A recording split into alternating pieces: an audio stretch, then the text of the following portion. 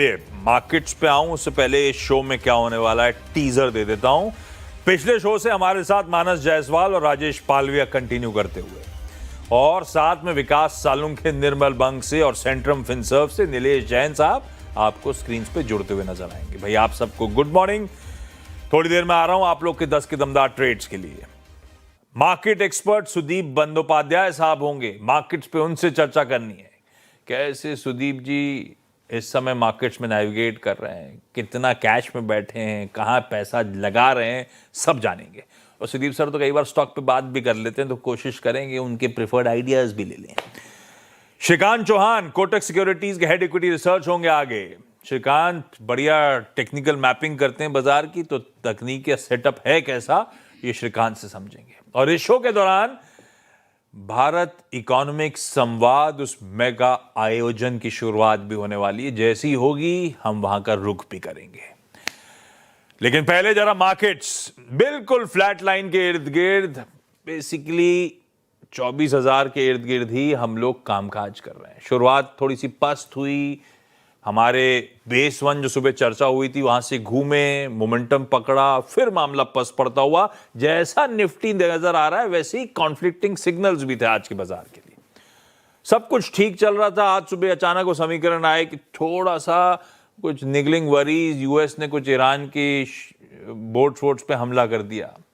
तो हालांकि उससे बहुत ज्यादा वेरिएबल्स मूव नहीं करे, लेकिन एक निगलिंग वरी तो आई गई कि वो प्रोस्पेक्ट्स की जल्द साइन हो रहा होगा डील, ऐसा लगा थोड़ा सा मामला ठंडा पड़ेगा। हालांकि क्रूड ने रिएक्ट नहीं करा है, वो सबसे इंपॉर्टेंट। क्रूड थोड़ा सा इंचअप हुआ, रुपया थोड़ा सा कमजोर हुआ है पिछले 2-3 दिनों की स्ट्रेंथ के बाद, तो ये थोड़ा सा निगेटिव था।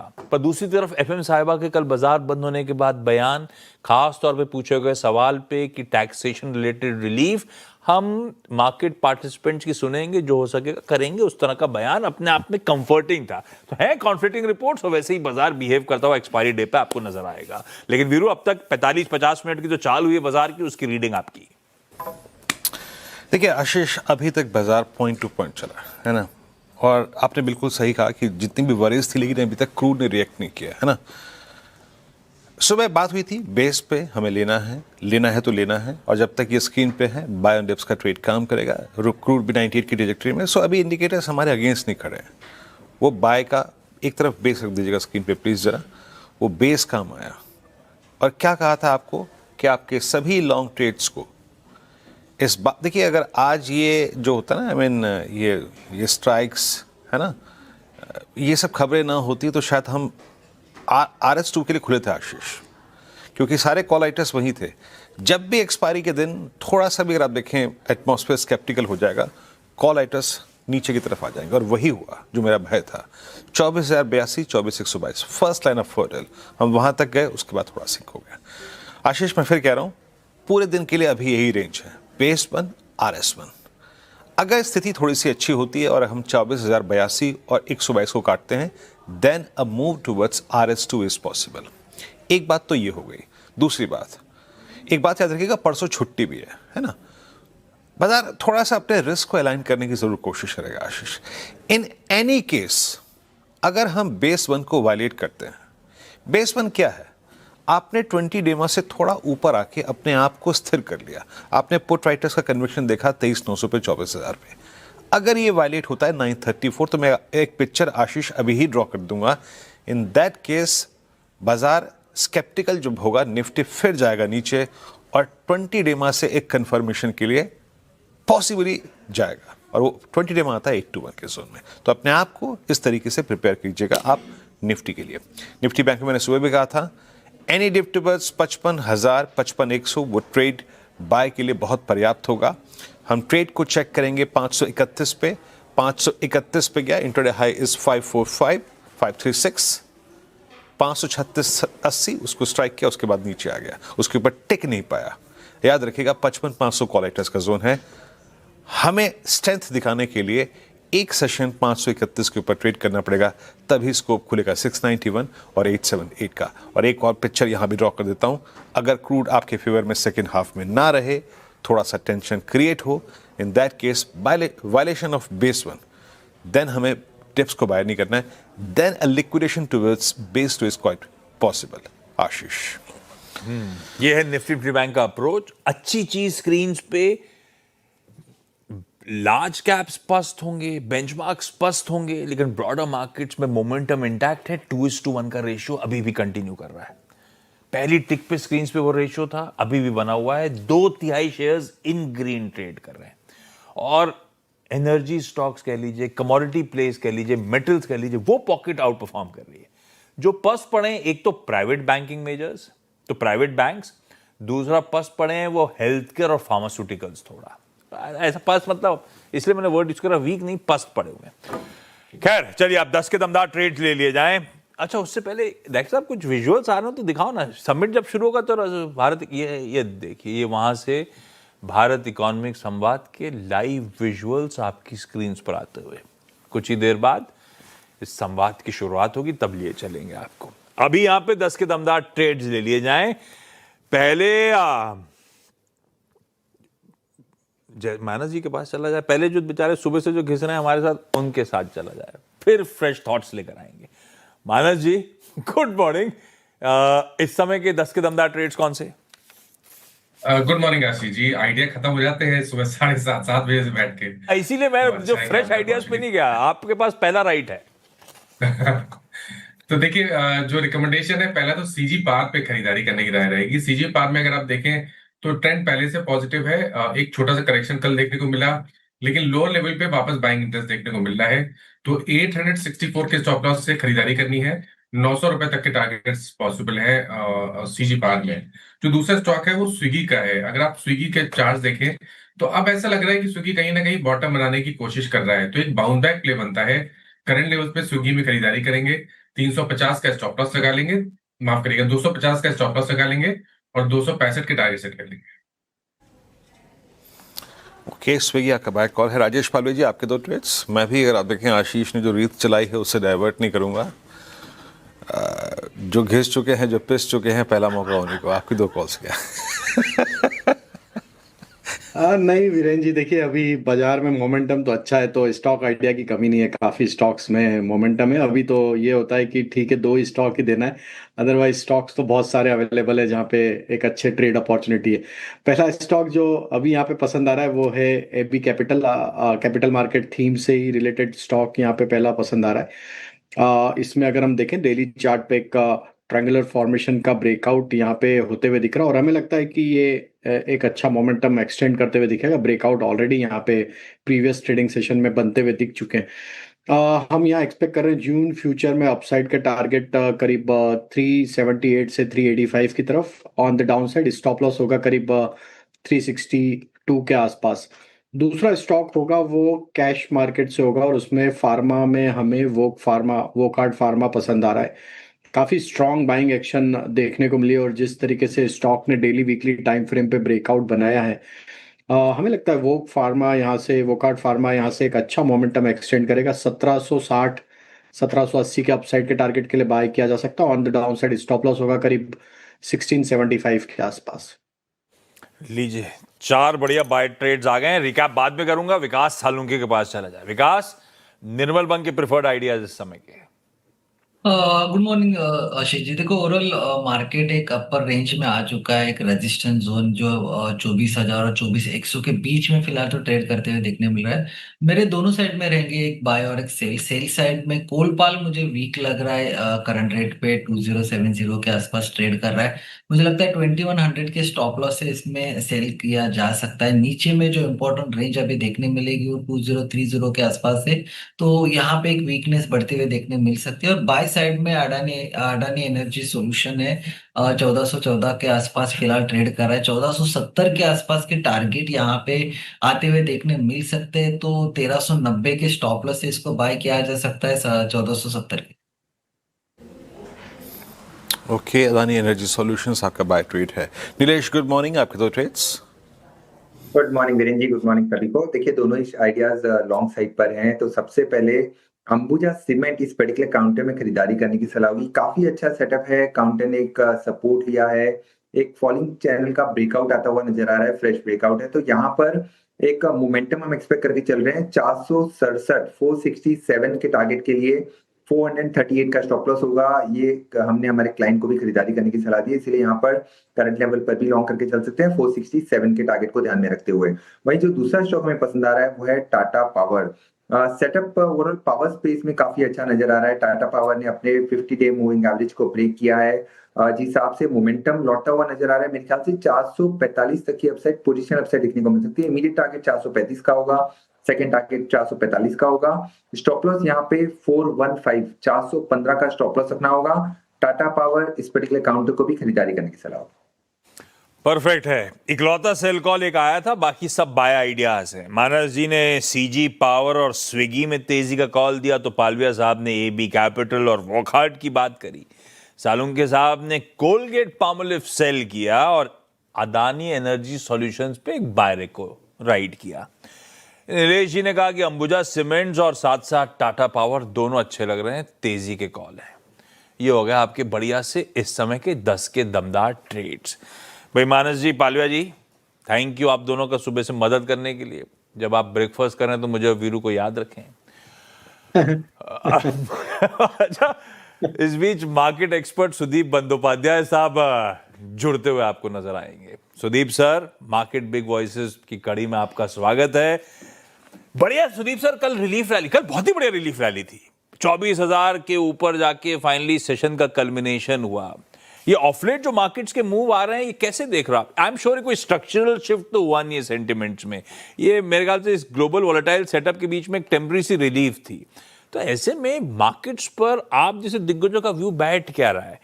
क्या कर रहे हो आप लोग? कुछ कैश में बैठे हो या सारा डिप्लॉय कर डाला आपने? नहीं, बिल्कुल डिप्लॉय नहीं कर डाला है, कैश पे तो बैठे ही है। और आशीष जी, आपको शायद याद होगा, मैं पिछले करीब 1-1.5 महीने से कह रहा हूं कि थोड़ा थोड़ा करके जो अच्छे स्टॉक्स है, जो आप हमेशा लेना चाहते थे, और अच्छा खासा करेक्शन हो गया इस वेस्ट एशिया कॉन्फ्लिक्ट के चलते, वहां पे थोड़ा थोड़ा करके अपना हिस्सेदारी बढ़ाइए। और मैं एक स्टॉक का आपको एग्जांपल दूंगा, लार्सन टुब्रो। मुझे लार्सन टुब्रो 6 महीना पहले भी बहुत अच्छा लगता था और अभी भी बहुत अच्छा लगता है। अब बीच में हुआ क्या, वेस्ट एशिया कॉन्फ्लिक्ट, जहां के इनका लगभग 40% कॉन्ट्रैक्ट वेस्ट एशिया में है, इसके कारण जबरदस्त गिरावट यहाँ पे देखने को मिला। मुझे तो लगता है ये कॉन्फ्लिक्ट जरूर खत्म होगा और उसके बाद इनके बिजनेस वेस्ट एशिया में और भी बढ़े। तो ये एक बहुत ही बेहतरीन अपॉर्चुनिटी है थोड़ा थोड़ा करके एक्युमुलेट करने का। थोड़ा थोड़ा इसीलिए कह रहा हूं कि जैसे आपको भी मालूम है कि ये जो वेस्ट एशिया वाला जो इशू है, ये खत्म नहीं हुआ है। हाँ, उम्मीद है कि कुछ ना कुछ सोल्यूशन बहुत जल्द निकल आएगा, पर अभी तक सोल्यूशन निकला नहीं। कल बहुत पॉजिटिव थे सब, आज सुबह थोड़ा बहुत उसमें क्वेश्चन मार्क्स आ रहे हैं। पता नहीं बहुत जल्दी कोई सोल्यूशन होगा या इसमें और भी टाइम लगेगा, पर ओवरऑल एक पॉजिटिव दिशा में हम लोग बढ़ रहे हैं और इसको कह सकते हैं बिगिनिंग ऑफ द एंड। ये मैं कहूंगा, एंड नहीं कहूंगा, beginning of the end of the West Asia conflict, ये मैं जरूर कहूंगा। ज्यादा दूर नहीं है उस कॉन्फ्लिक्ट के खत्म होने से, अभी खत्म नहीं हुआ है ऐसा कह लीजिए। ये सुदीप सर, मैं इधर उधर हिलता हूं तो मेरे पास तो वीडियो जर्नलिस्ट हैं, वो मेरे को मेरा कैमरा हिला लेते हैं मेरे साथ। ये आपके साथ कौन है? आपका कैमरा कैसे हिल रहा था? मेरा एक्चुअली ऑटो में सेट है, पता नहीं मैं हिलता हूं तो ऑटोमेटिकली हिलता हूं। ये सही है आप, क्योंकि वो मैंने ऑब्जर्व कर रहा था, आप जब हिल रहे थे तो कैमरा भी मूव कर रहा था ब्यूटीफुली। खैर, अच्छा सुदीप सर, कैश हल्का हल्का डिप्लॉय करना, तो पहला पार्ट, आप इस समय फिर कितने कैश पे बैठे हो, कितना डिप्लॉय कर लिया आपने? दूसरा, आपने एलएनटी जैसे कुछ विकल्प मेंशन करे जो आपको पसंद आ रहे हैं, आगे चर्चा में लेकर आता हूं, बाकी आपकी प्रेफर्ड पिक्स कौन सी होंगी। लेकिन सारा सरदर्द भारतीय बाजारों का, इवन रुपए की कमजोरी का, मेरे ख्याल से एफआईआईज का जो आउटफ्लोज है वो है। और आज की कहानी नहीं है, पहले हम चलते नहीं थे, पूरा एशियन पीयर्स चलते थे तो हम अंडर परफॉर्म कर रहे थे। अब तो हम ऑफलेट गिरे भी हैं काफी अच्छा खासा। उसके बाद भी कई सारी रिपोर्ट्स हाईलाइट करती हैं अभी भी वैल्यूएशन का कंफर्ट इंडिया के फेवर में आता नहीं है। तो समीकरण बैठ कैसे रहे, फिर ये इवेंचुअली आएंगे कब? देखिए, ये कहानी तो बहुत लंबी है। अक्टूबर 24 से ये सिलसिला चालू हुआ था और अभी भी वो सिलसिला चल रहा है। और ये वेस्ट एशिया कॉन्फ्लिक्ट तो एक एडिशनल एंगल उस सिलसिले में जुड़ गया है। वैल्यूएशन इंडिया का डेफिनेटली बाकी जो एशियन पेयर्स है, आप ताइवान की बात करें, कोरिया की बात करें, चाइना की बात करें, सारे मार्केट से इंडिया का वैल्यूएशन थोड़ा रिच था। तो इसके कारण एफआईआईज ने बेचना चालू किया। साथ में करेंसी डिप्रिसिएशन चालू हुआ, वो भी एक नेगेटिव एंगल आ गया। एफआईआईज के मन में हमारे यहाँ जो टैक्सेशन स्ट्रक्चर है, particularly long term capital gains, उसको लेके थोड़ा अनफेवरेबल मूड बना हुआ है। तो ये सारे अगर फैक्टर्स आप देखें तो एफआईआईज का नजरिया अभी भी इंडिया की तरफ नहीं है। और ये समीकरण आप पूछ रहे हैं ना, समीकरण सिंपल है। आज अगर आप इंडिया में इन्वेस्ट करें तो हम लोग क्या एक्सपेक्ट कर रहे हैं? 10 से 12% ग्रोथ जो अर्न कॉर्पोरेट अर्निंग्स का। अगर 10-12% ग्रोथ एक्सपेक्ट कर रहे हैं और उसमें देखिए 5-7% तो करेंसी डिप्रिसिएशन हो गया। अच्छा, उसको छोड़ दीजिए, नॉर्मल कई साल में भी 3-4% डिप्रिसिएशन होता है। इसमें कैपिटल गेन्स टैक्स वगैरह अगर आप जोड़ लेंगे तो 2% लगभग ये सब तो आ जाता है। पर ये सब तो पहले भी था। 4% डिप्रिसिएशन, 2% यही तो मैं बोल रहा हूँ। मैं ये कह रहा हूँ, ये सब पहले भी था। हमारे में यही था कि हम हमारा इंडिया इंक एटलीस्ट इतना बढ़िया ग्रो करता था, इस तरह के रिटर्न्स देता था कि एफआईआईज का सारा दर्द वर्द छुप जाता था उन सब के बीच में। अभी एक और नतीजों का सीजन कल्मिनेट हो रहा है इस हफ्ते, वो ग्रोथ तो अब तक लौटी ही नहीं है। और अब वेस्ट एशिया क्राइसिस के बीच में अगर कोई एक्सपेक्टेशंस थी कि FY27 में ग्रोथ बेहतर होगी, तो पहले 2 क्वार्टर तो वाइप आउट होने वाले हैं, Q1 Q2। तो ये ग्रोथ कब लौट रही होगी? आपका back of the envelope calculation कह क्या रहा है? देखिए, आप बिल्कुल सही जगह पे आपने पकड़ा है और हम भी ये कह रहे हैं कि ग्रोथ अगर 10-12% का एक्सपेक्टेशन है तो एफआईआई क्यों आएगा? और इसके साथ आपने ये वेस्ट एशिया वगैरह आपने कहा, हमने भी कहा, इसके साथ आप एल नीनो वाला फैक्टर भी ध्यान में रखिए, क्योंकि सारे जो प्रेडिक्शंस है वो डेफिसिट मॉनसून की बात कर रहा है, जो कि इंडियन इकोनॉमी और मार्केट के लिए सही नहीं है। तो इस माहौल में फर्स्ट और सेकंड क्वार्टर तो हम लोगों को बोलना पड़ेगा। अगर लक्षण ठीक हो जाते हैं, ट्रेंड अच्छा होता है, तो मे बी सेकेंड क्वार्टर के एंड से मार्केट में पिकअप देखने को मिल सकता है। उससे पहले तो बहुत ज्यादा एफआईआई बाइंग मुझे दिख नहीं रहा है। सुदीप जी नमस्कार, वीरेंद्र बोल रहा हूँ। अभी कुछ देर पहले आपने जो लॉजिक LNT के परिप्रेक्ष्य में दिया, 6 महीने पहले आपको बहुत अच्छा लग रहा था, फिर मिडिल ईस्ट की टेंशन, उसमें आपको एक डिप भी मिल गया, है ना। ऐसे ही लॉजिक पे चलूँ तो PSU बैंक्स पे आपका तर्क क्या है ना। ये वो थीम थी जो कि निफ्टी बैंक को ऑल टाइम हाई पे ले गई, सबसे स्ट्रॉन्ग थी, led by state bank of India. Even अगर आप इंडियन बैंक को देखें, कैनरा बैंक को देखें, PNB, उन्होंने बहुत अच्छा मूव दिया। बट एक थोड़ा सा इस बार इशू हुआ था SBI के नंबर्स में, मार्जिन ट्रेजेक्टरी लोअर बिलो 3%। आपका PSU बैंक्स पे टेक क्या है इस वक्त? जी पॉजिटिव है, मीडियम टर्म में पॉजिटिव है, लॉन्ग टर्म में पॉजिटिव है, शॉर्ट टर्म में थोड़ा क्वेश्चन मार्क्स है, शॉर्ट टर्म में थोड़ी दिक्कतें हैं।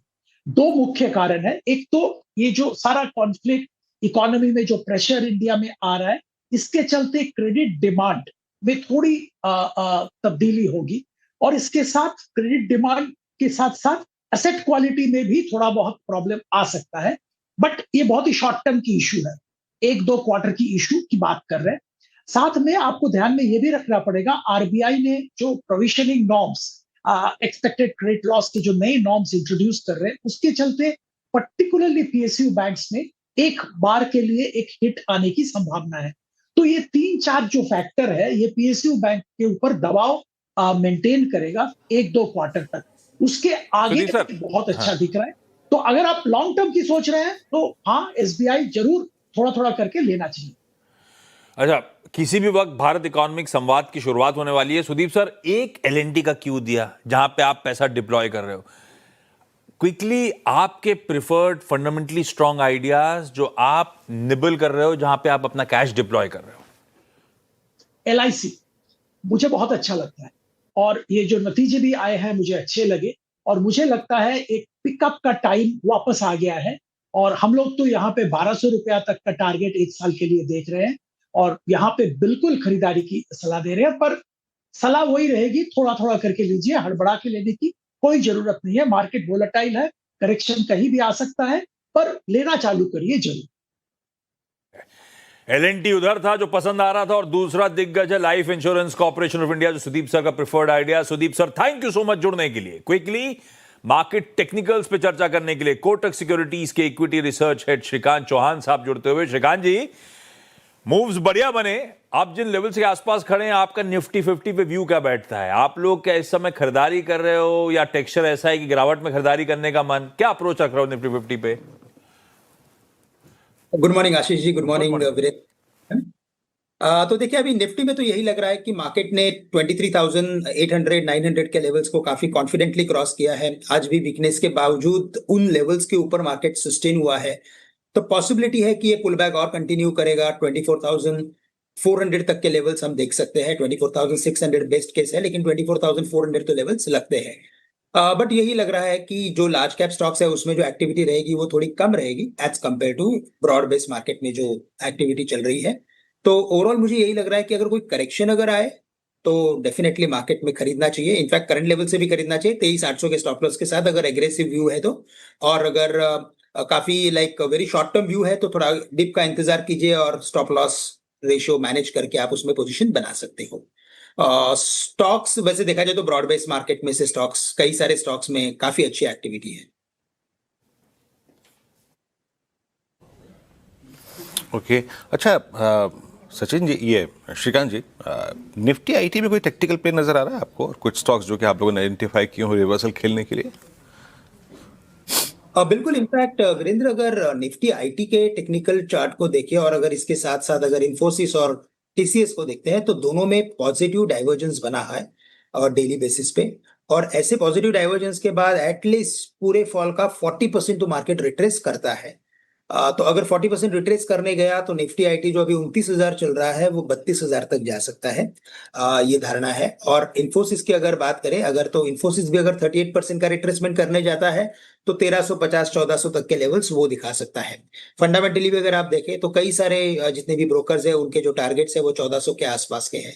तो मुझे लगता है कि इवेंचुअली इन्फोसिस जो है वो 1400 के लेवल्स दिखा सकता है। हम इन्फोसिस में बुलिश भी है। हमारे क्लाइंट्स को अगर आईटी में कुछ दिलाना है तो हम इन्फोसिस दिला रहे हैं। और साथ ही साथ कोफोर्ज ये एक स्टॉक है जिसमें हम बुलिश है। यहाँ पे भी हमें लगता है कि ये स्टॉक 1700 1650 के लेवल्स दिखा सकता है, तो इनमें भी खरीदारी करनी चाहिए। बट साथ ही साथ मुझे लगता है वीरेंद्र, ये जो न्यू एज टेक्नोलॉजी है, इस बार के उनके नंबर्स काफी अच्छे थे और यहाँ पे हमें लगता है कि एक स्पेसिफिक तेजी बनेगी आने वाले 1.5-2 महीने में। तो यहाँ पे वी वर्क है या इटर्नल है, साथ ही साथ लेंस कार्ट है, वहां पे हमें लगता है कि तेजी और बनेगी। होनासा क्राय है या नायका है, वहां पे हमें लगता है कि तेजी का मोमेंटम और बढ़ते हुए दिखेगा। ये सच कह रहे हो, न्यू एज के नंबर्स, कई सारे न्यू एज के नंबर्स अच्छे थे। डिलीवरी, वो होनासा कंज्यूमर, वो नायका, और वो कड़ी में बहुत सारे स्टॉक्स थे। सही कह रहे हो आप। तो न्यू एज में सिलेक्टिवली जो श्रीकांत कह रहे हैं वो स्टॉक, सिलेक्टिवली आईटी, ये प्रिफर्ड पिक्स हो गई, प्रिफर्ड स्टॉक्स हो गए इन स्पेस से। अच्छा, आज टाटा सन्स की बोर्ड मीट है। टिकर टीम नीचे अपडेट चला रही है दरअसल। वो आज सुबह इवेंट्स कैलेंडर में 7 बजे मेंशन भी करा था मैंने। और लार्जली एक्सपेक्टेड तो ये है कि पिछली मीटिंग जहां खत्म हुई थी उसी से पिकअप करा जाएगा, जो कंसर्न्स थे नोएल टाटा साहब के। तो हो सकता है एन चंद्रशेखरन साहब टाटा ग्रुप के सारे स्टॉक्स दिखाना शुरू करिए। Air India, Tata digital, Tata electronics का टर्न अराउंड प्लान प्रेजेंट करने जा रहे हो। और टाटा सन्स की लिस्टिंग, अब तक आरबीआई से कोई रिलीफ तो मिला नहीं है, तो टाटा सन्स की लिस्टिंग भी आई एम श्योर उस बोर्ड मीटिंग में डिस्कस हो रहा होगा। मूव्स अच्छे आ रहे हैं टाटा मोटर्स पीवी पे, जो डायरेक्टर साहब ने आपकी स्क्रीन पे रखा था। उसके अलावा टाटा पावर रखिए स्क्रीन पे, अच्छे मूव्स हैं। टाटा इन्वेस्टमेंट को दिखाइएगा, हालांकि वो रब ऑफ है, प्योरली रब ऑफ है। टाटा केमिकल्स के लिए अच्छा दिन। अगर टाटा सन्स की लिस्टिंग की तरफ बढ़े तो टाटा केमिकल्स हमेशा फोकस में रहता है, क्योंकि उसका एक्सपोजर भी है और इसके मार्केट साइज के लिहाज से वो एक्सपोजर काफी बड़ा है। In comparison to market size काफी बड़ा है मार्केट शेयर। तो टाटा केमिकल्स इसलिए आपको मूव्स दिखाता हुआ नजर आएगा। विकास बैठे हुए हैं। विकास, टाटा मोटर्स पीवी तो हम लोग काफी देर से डिस्कस कर रहे हैं। टाटा पावर अभी डिस्कशन में आया, तो कोई टाटा स्टॉक जो आपके रडार पे आ रहा हो? मूव्स तो बन रहे हैं इस स्पेस में।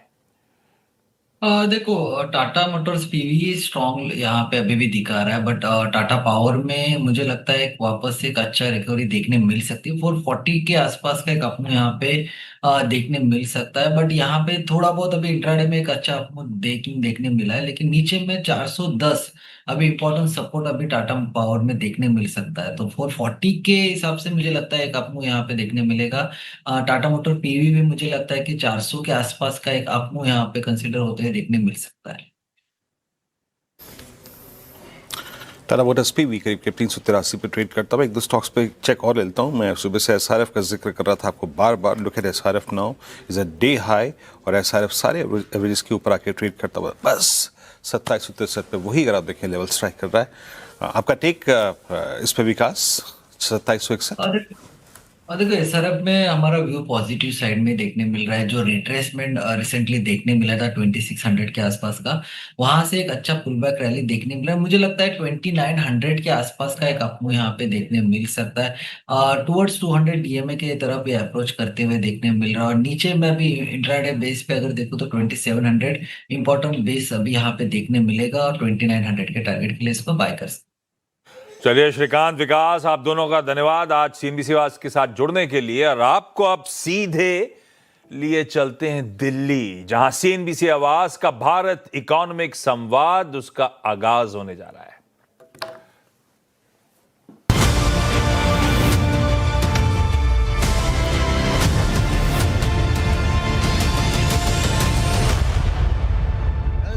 Shreya Thakur.